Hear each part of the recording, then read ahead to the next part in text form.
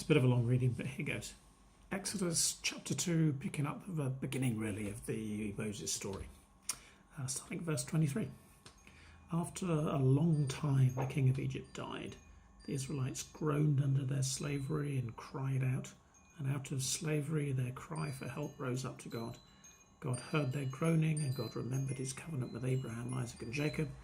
And God looked upon the Israelites, and God took notice of them.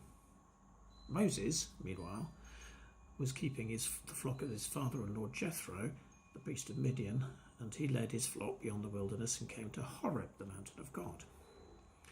There the angel of the Lord appeared to him in a flame of fire out of a bush, and he looked, and the bush was blazing, yet it was not consumed. Then Moses said, I must turn aside and look at this great sight and see why the bush is not burnt up. And when the Lord saw that he turned aside to see, God called him out of the bush, Moses, Moses. And he said, I'm here. And then he said, come no closer, remove your sandals from your feet, and the place on which you're standing is holy ground. He said further, I am the God of your father, the God of Abraham, the God of Isaac, the God of Jacob. And Moses hid his face, for he was afraid to look at God.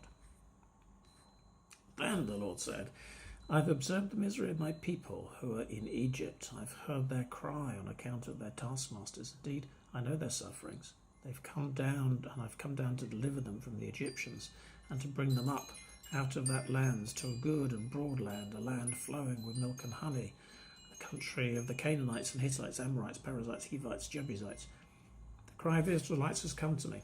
Now, I've seen how the Egyptians oppress them, so come, I'll send you to Pharaoh and bring my people, the Israelites, out of Egypt.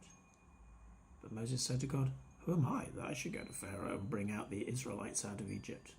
He said, I'll be with you. And this shall be a sign to you, that it is I who sent you. When you've brought the people out of Egypt, you shall worship God on this mountain.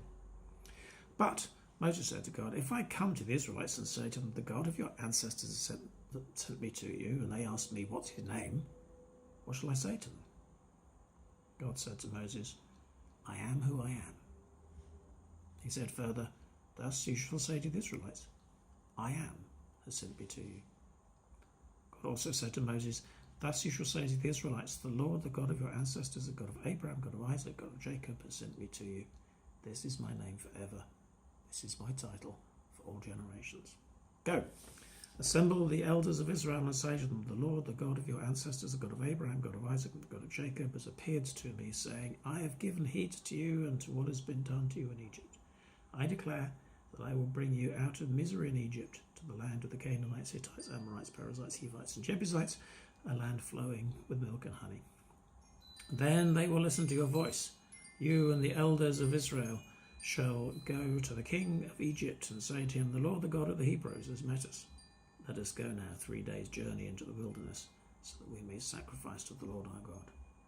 I know, however, that the king of Egypt will not let you go, unless compelled by a mighty hand. So I will stretch out my hand and strike Egypt with all my wonders that I will perform in it. After that, he'll let you go. Others can post videos if they want to, if you feel up to it. We need to keep them short. I love the fact that Moses is set this daunting job, which he doesn't think he can do. He has no idea how he can do it. And God's answer is, I'll be with you. Moses' question is, well, why me, God? And the answer is, I'll be with you. I think in all this craziness we're in, it's daunting. We don't know how it's going to turn out, but God will be with us. Brilliant.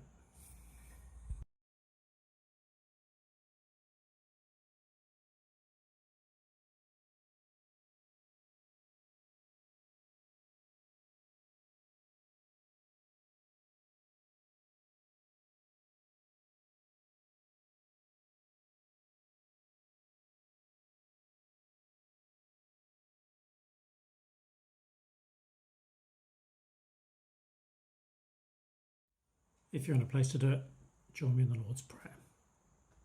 Our Father, who art in heaven, hallowed be thy name.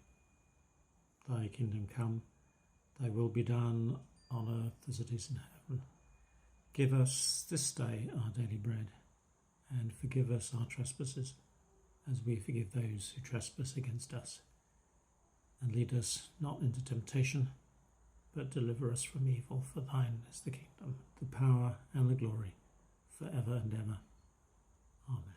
And finally, join me with the grace. May the grace of our Lord Jesus Christ, and the love of God, and the fellowship of the Holy Spirit be with us all forevermore. Amen.